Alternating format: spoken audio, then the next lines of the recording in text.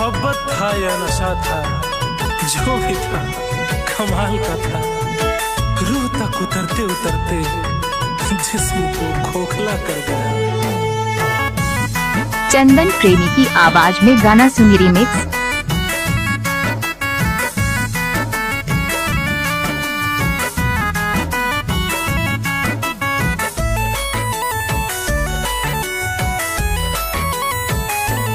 भिंजलो रावस तकिया बिछौना बा, नइखी भूलल तोहरा मन के भवना बा।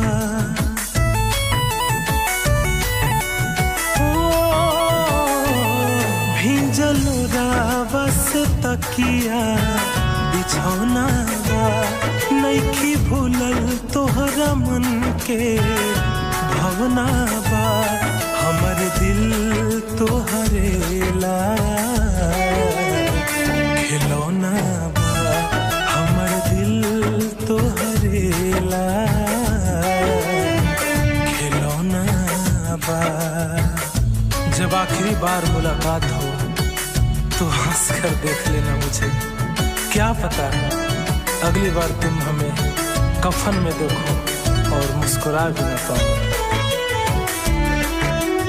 इलाका किसी का हो धमाका डीजे चंदन पुकराम कट्टा या डीजे का होगा।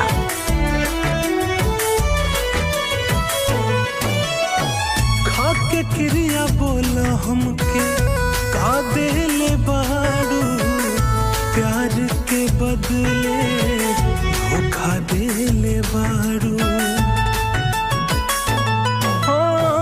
खाके क्रिया बोला हमके का देले बाड़ू, प्यार के बदले धोखा देले बाड़ू।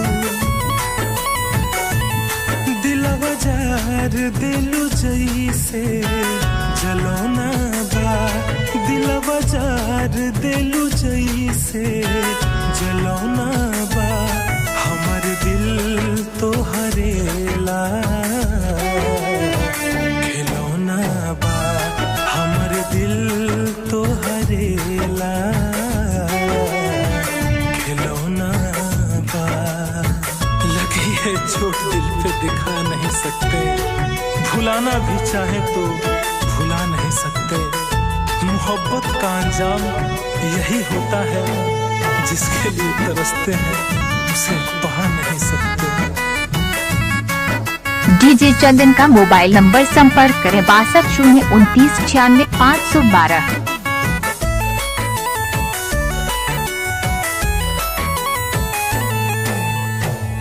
नाही बतवलू कवन रहे मजबूरी, आलोक सुरीला से कलेलू दूरी।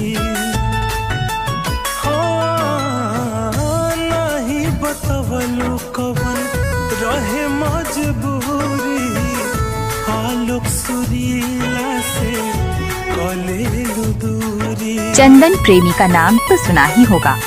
गिरे अखिया से लोर जैसे झरना बा, गिरे अखिया से लोर जैसे झरना बा। हमर दिल तोहरे ला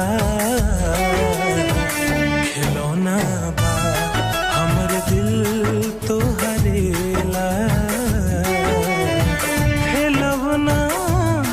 चंदन डीजे का नाम तो सुना ही होगा।